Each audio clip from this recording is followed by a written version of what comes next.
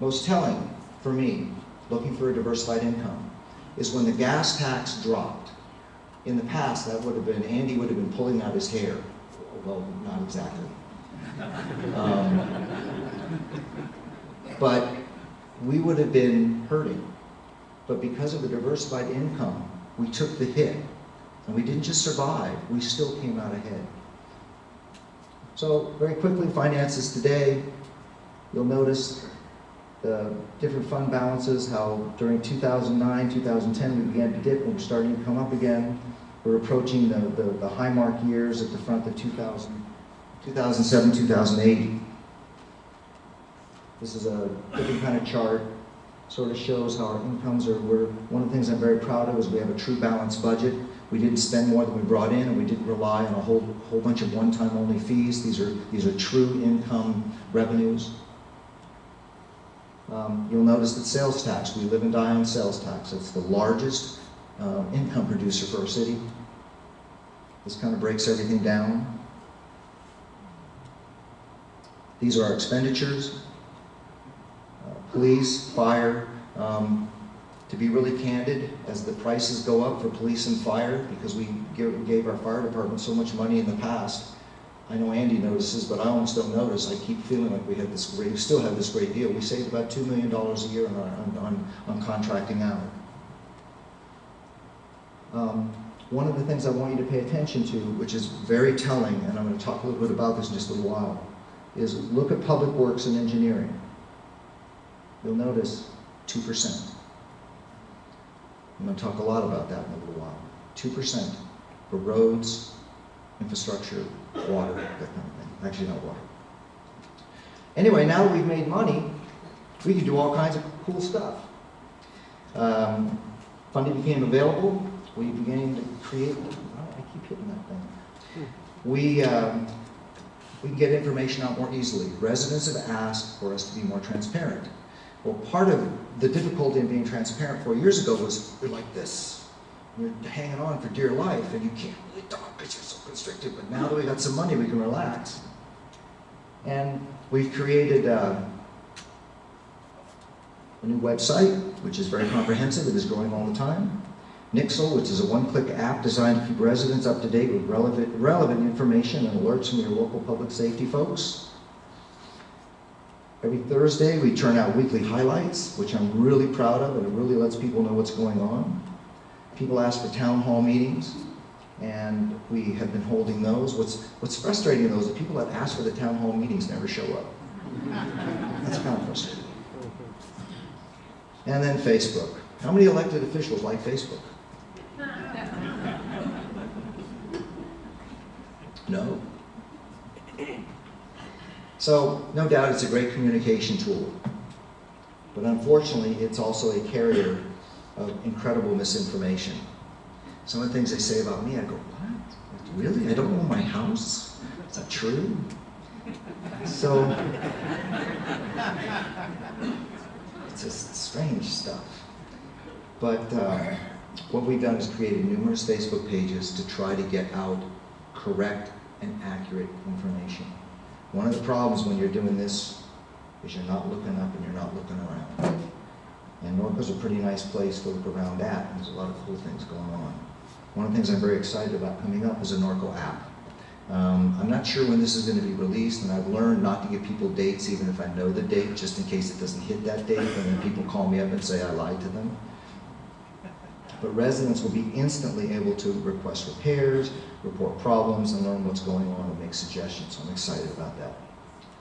The number one thing we do, public safety.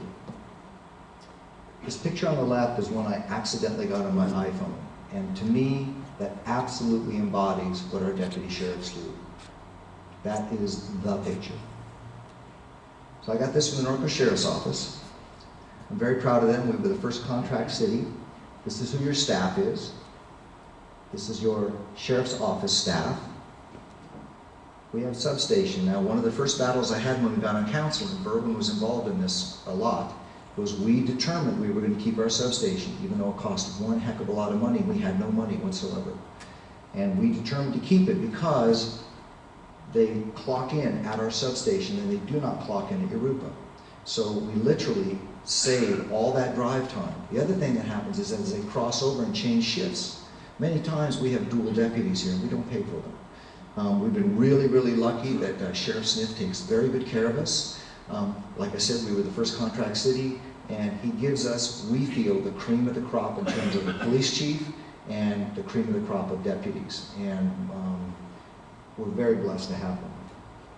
Traffic enforcement, one of the things Berwyn pulled together a couple of years ago was I went to Stan, he said, Stan, you got to help us, and to Eric, and said, you got to help us to do some enforcement of traffic. And worked out a deal, and I believe it was one of the first deals literally worked out in Riverside County, and so you can see the results. I'll tell you a funny story, but I shouldn't tell you. I was on my cell phone, I'm really sorry. And a deputy pulled me over. And I rolled down the window, I'm ready, give me a ticket. And he goes, whoa, like that. I said, no, you gotta give me a ticket. I could not talk that guy into giving me a ticket. He said, look, I let 5 people go before you, I'm gonna treat you all the same. But I swore to him I'd never use my cell phone again in the car, and I'll keep that promise. This is my favorite group in the whole world. This is a group that I so honor and revere. These are the people that in the middle of the rain, and whatever the conditions are, they're helping our deputies. Look at the volunteer hours just for 2015. Over 100,000 hours since they began. These are people that, you know, when you're a kid, you want to grow up and be like people. Man, when I have more time, I'm going to be one of them. Those are heroes. And what's really sad is that people don't get who they are. And when they're, you know, say, please stop, there's an accident ahead or whatever, people like try to run them down. And it's really, really sad that these are genuine hero volunteers in the city of Norco. These are warriors. And then, of course, Urupa Valley Station, we have all the resources that back up everything we have in the city of Norco. And we save, truly, a bundle of money. We're very involved with them. Unload, Eric is really, our police chief, has really worked hard to make that a viable entity. That's an entity in which we work against drug addiction, drug use rather, and drinking. Robin Brynmeyer is the chair of that, which is really good because she's totally connected to the kids. Neighborhood Watch, he's really got that going again. A lot of good things going on. CAL FIRE. When we got CAL FIRE, it was told to some of the seniors that Kevin Bash, if you fell down as a senior, nobody's going to be there to pick you up. I'm going to tell you right now, CAL FIRE is the most amazing organization I've ever seen. They have bent over backwards, and nothing against anybody else's fire department. But for a city our size, for our budget, they are wonderful. One of my great fears with CAL FIRE, or just with our fire department, and we have good firemen, was the fact that nobody lived in Norco. And in a catastrophic incident, what I was afraid of is that maybe 1 or 2 would get here and we'd have no fire. I know there's mutual aid, but Corona's going to be in Corona, CAL FIRE would be in Eastvale, Riverside, and Norco would be unprotected. With CAL FIRE, we have so many CAL firemen living in our vicinity.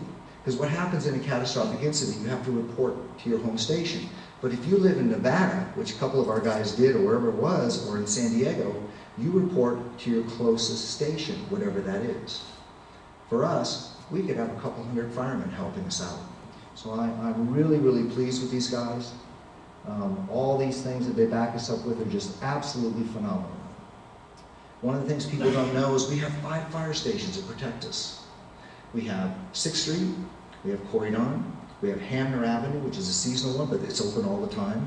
We have the CRC group, which is, they're some of the best hillside firefighters, they're prisoners. And then we have the Eastvale station, which it was so nice of Eastvale to build that right across the street from Silver Lakes. We just want them to know how much we appreciate that. That's okay though, in the old days, actually Norco used to go all the way to Swan Lake and then all the way to the 91 freeway, so I figured they'd give us a fire station. But what's nice is we all work together. And these are some of the things that they have for us. So Public Works. Public Works is another really, really, really unheralded group of people. Most people don't know we have 14 Public Works employees who cover 15 square miles. And they're trained in water, sewer, streets, trees, trails, and drains. Other cities have whole departments just to cover each one of those. So a major problem that we confront as a city, our Public Works employees are so well trained, and because of their wide range of duties, They become very valuable, and we lose them to other cities because our pay scale is so low. Now, there's a lot of guys you'll see here in town that work at our public works. They like to work here because they live in Norco. They're Norco High graduates. They should be appreciated. I mean, I remember taking this picture, pouring rain, and these guys are out there, and just down the street were two guys off duty for public works. I said, well, what are you doing? Well, we're just helping. I said, are you on the clock? They said, no, we're just helping. Kind of got mad at me. Get her done. This is just a fraction of some of the stuff that we have gotten done in just the last few weeks, or last year. There's actually several more things, and this is the kind of money that we're spending. A lot of people don't appreciate our water system, but the reality is we have excellent water. We've tied into a lot of different systems. We're getting ready to build a 2.2 million gallon reservoir over off of Bluff, which is going to help cool that water and make that water even better. Bill Thompson isn't here tonight. Chad is now taking his position. But Bill Thompson was, in my opinion, one of the great water guys of all time, and he saw to it that Norco had excellent water. Another thing that's going on is we've tied into the sewage treatment plant over in Eastvale. This is a magnificent facility. The good news is it will supply us with recycled water, reclaimed water. Right now, Wayne Macon, 5th Street Median, Parkway, Landscape Slope, Snipes, and Pikes Peak are all on recycled water. Eventually, all of our parks will be that way. Economic development. This has been a real team effort. Roger Grody, he coordinates his assistant Kelly, who doesn't get much credit, she should. Economic Development Advisory Committee and a multi-pronged approach to bring business to Norco. We beg, borrow, steal, club, do whatever it takes to get people to notice Norco. When we went to the ICSC conference, we literally, Kathy Azevedo took one side of the room, I took the other side of the room, Roger took another side, Steve back there took another side, and we literally we were just grabbing people to show them Silver Lakes and anything we could show them. We do anything we can to do business. And today, Norco is actually home to Easy Up, Hobby Lobby, Winco, Tractor Supply, and many, many, many more businesses. You'll notice all these opportunities, so those of you who want to invest in Norco, please call Roger, lots of empty space.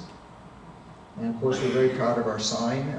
This was actually, Berwin Hanna came up with this a long time ago, and he just kept pushing, and got everybody else, and then the EDAC committee, they're the ones that put this together, Ed Dixon over there, and we're very proud of that. Silver Lakes.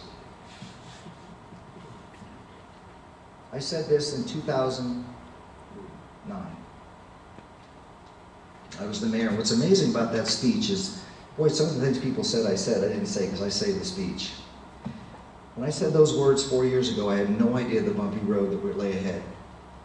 But this project has endured a devastating flood, funding problems, economic downturn, and some of the most vicious and untrue public opinions I have ever personally encountered. Opinions that more than once derailed this project and very nearly killed it.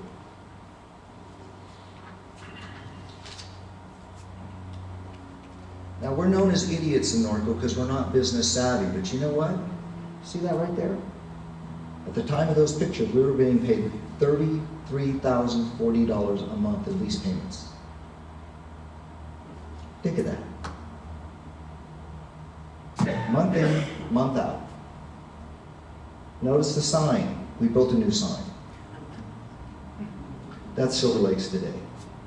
I've actually been affiliated with this project since 2003, and when Brian Petrie was part of it, we did a whole big rendering and drawing, and we wanted to build several hundred acres of nothing but parks, equestrian areas, things like that.